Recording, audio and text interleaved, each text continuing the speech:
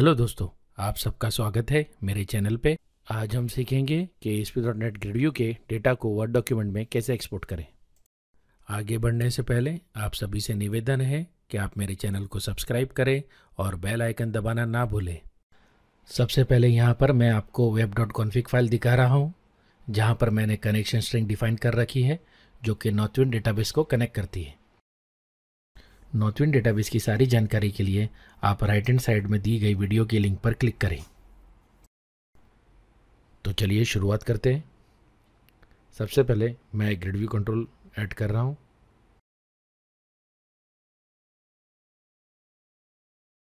अब मैं grid view में कुछ कलर्स और फॉर्मेटिंग सेट कर रहा हूँ।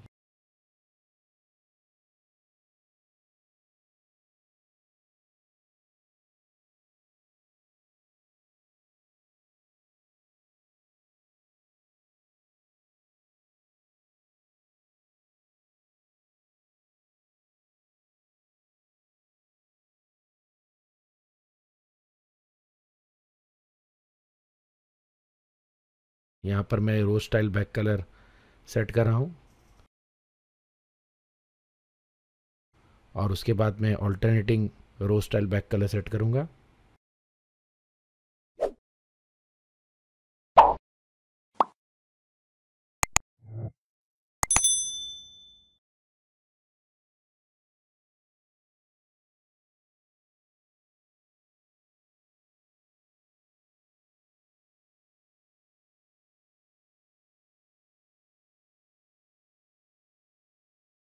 मैं ग्रिड व्यू में अलाउ पेजिंग प्रॉपर्टी को ट्रू सेट कर रहा हूँ क्योंकि यहाँ पर मैं पेजिंग का इस्तेमाल करने वाला हूँ।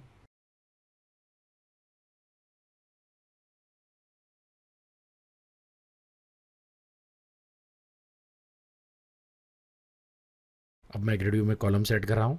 यहाँ पर मैं 3 कॉलम सेट करूँगा। इस एग्जाम्पल के लिए मैं नॉर्थविंड के कस्टमर्स टेबल का इस्तेमाल कर रहा हूँ। सबसे पहला कॉलम है कॉन्टैक्ट नेम।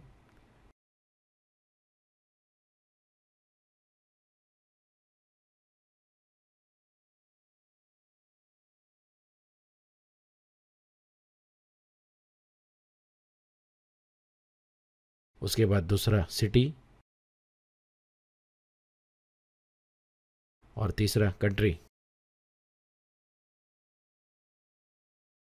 हमारी ग्रिड व्यू तैयार है। चलिए कोड बिहाइंड में शुरुआत करेंगे नेम स्पेसेस से। सबसे पहले सिस्टम डॉट आयो, इसका इस्तेमाल ग्रिड व्यू के एक्सपोर्ट में होगा।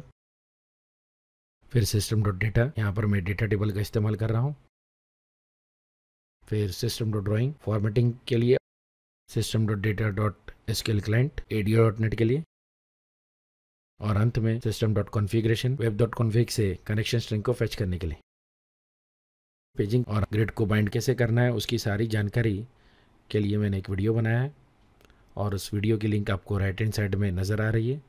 आप क्लिक करके उस जानकारी को प्राप्त कर सकते हैं।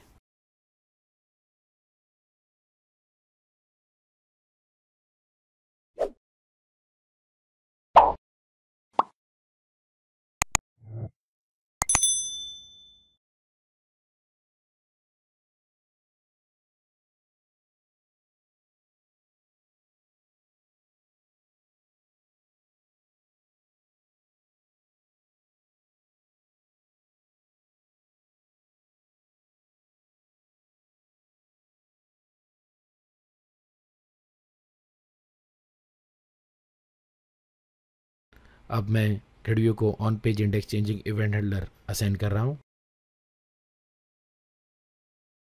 चलिए हमारी कोडिंग हो चुकी है। अब हम कोड को रन कर चेक करते हैं।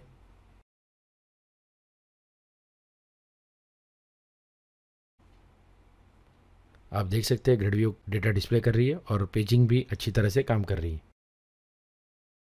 चलिए अब हमारे अंतिम पार्ट की ओर, जहाँ पर हम ग्रिड व्यू को वर्ड में एक्सपोर्ट करेंगे।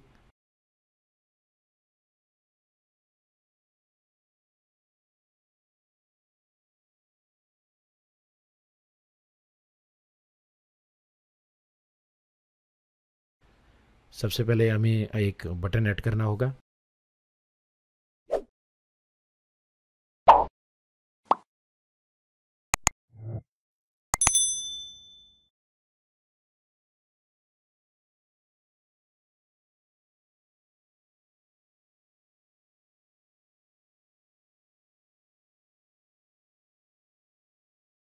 चलिए चलते हैं कोड बिहाइंड में।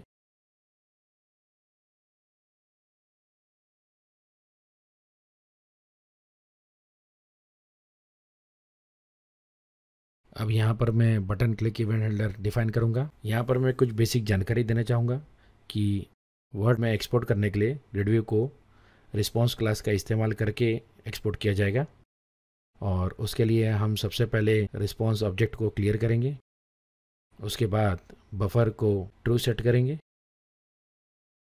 अब मैं रिस्पॉन्स में एक हेडर ऐड कर रहा हूँ, कंटेंट डिस्पोजिशन। इस हेडर का इस्तेमाल इसलिए होता है कि हमें ब्राउज़र को बताना होता है कि जो फाइल डाउनलोड हो रही है वो क्या डायरेक्टली ओपन होगी या एज एन अटैचमेंट डाउनलोड होगी। और साथ ही साथ हमें फाइल का नाम भी यहाँ पर सेट करने का ऑप्शन मिलता है।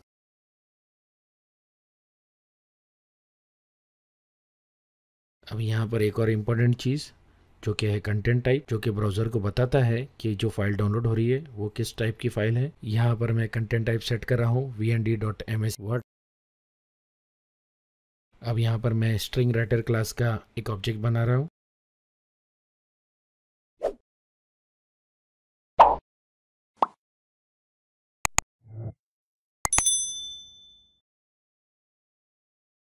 अगला मैं HTML टेक्स्ट राइटर क्लास का ऑब्जेक्ट बना रहा हूँ। ये दोनों ही क्लासेस का इस्तेमाल ग्रिडव्यू को HTML में रेंडर करने के लिए होता है। अब यहाँ पर मैं कुछ जानकारी देना चाहूँगा कि हम ग्रिडव्यू को वर्ड में कन्वर्ट नहीं करने वाले, बल्कि हम ग्रिडव्यू को HTML में रेंडर करेंगे। यानी कि HTML टेबल में ग्रिडव्यू कन्वर्ट होगी और फिर उस HTML टेबल को वर्ड फाइल बनाकर ब्राउज़र को एक्सपोर्ट किया जाएगा। तो एक तरह से देखा जाए तो हम एक्चुअली HTML को ही एक्सपोर्ट कर रहे हैं एज वर्ड फाइल।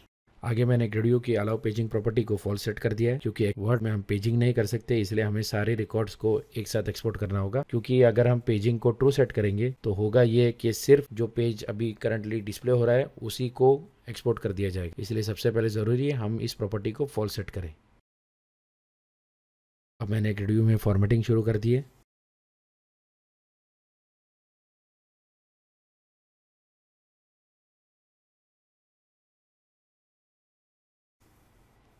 तो मैंने सबसे पहले एक लूप चलाया है हेडर रो की सेल्स में।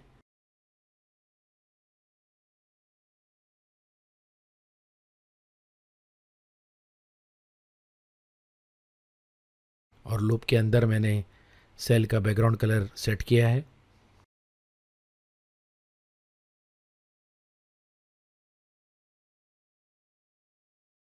उसके बाद मैं एक और लूप चला रहा हूँ जो कि ग्रिडव्यू रो पर चलाया जाएगा। और सारी रोज़ के अंदर जितने भी सेल्स है उनका भी बैक कलर सेट किया जाएगा।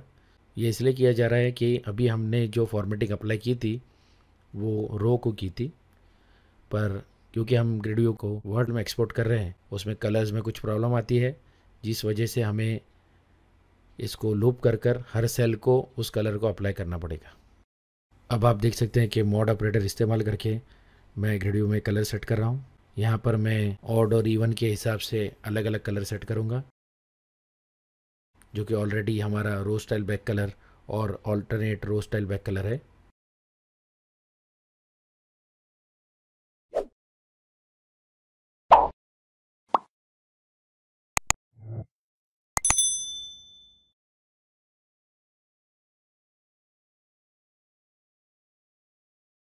और एक और चीज़ यहाँ पर मैं बताना चाहूँगा कि मैंने यहाँ पर रेंडर कंट्रोल फंक्शन का इस्तेमाल किया है, जिसे मैंने HTML टेक्स्ट राइटर जो ऑब्जेक्ट हमने पहले बनाया था वो पास किया है। ये ग्रिडव्यू को कन्वर्ट कर देगा एक HTML टेबल में और उसके बाद हम उसे राइट कर देंगे रिस्पॉन्स में। अब क्योंकि रिस्पॉन्स में हमने कंटेंट टाइप में सेट कर दिया है कि डाउनलोड होने वाली फाइल वर्ड है, तो ब्राउज़र को यही लगेगा कि हम एक वर्ड डॉक्यूमेंट भेज रहे हैं और वर्ड डॉक्यूमेंट का ही कंटेंट भेज रहे हैं। और इस तरह हम ग्रिडव्यू को HTML में कन्वर्ट करके उसे वर्ड डॉक्यूमेंट के ऑब्जेक्ट में डिस्गाइज कर ब्राउज़र को भेजेंगे।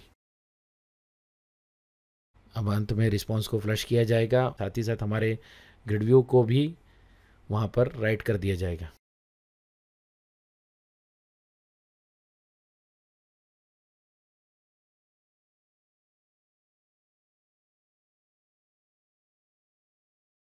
अब आप देख रहे होंगे कि मैं एक और इवेंट ऐड कर रहा हूं, जिस इवेंट का इस्तेमाल इसलिए होता है क्योंकि अगर आप ग्रिड व्यू को रेंडर करते हैं और क्योंकि हम यहां पर फॉर्म का इस्तेमाल नहीं कर रहे हैं, इस वजह से एक एरर रेज होता है। तो उस एरर को सप्रेस करने के लिए इस इवेंट का इस्तेमाल होता है।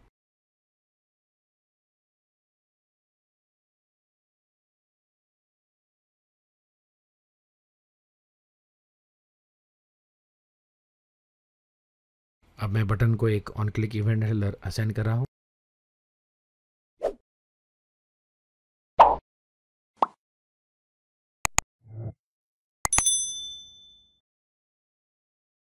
तो चलिए कोड को रन कर चेक करते हैं। तो चलिए बटन पर क्लिक करते हैं। ये देखिए फाइल को ओपन सेव करने का ऑप्शन आ गया।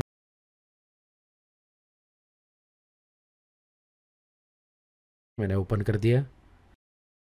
आप देख सकते हैं ग्रिड व्यू अच्छी तरह फॉर्मेटिंग से एक्सपोर्ट हो चुकी है। तो इसी के साथ हम वीडियो के अंत में आते हैं। सोर्स कोड और डेमो के लिंक्स डिस्क्रिप्शन में अवेलेबल हैं। आपका बहुत बहुत शुक्रिया वीडियो देखने के लिए। प्लीज़ लाइक, शेयर और सब्सक्राइब कीजिए। जल्द ही मिलेंगे अगले वीडियो में।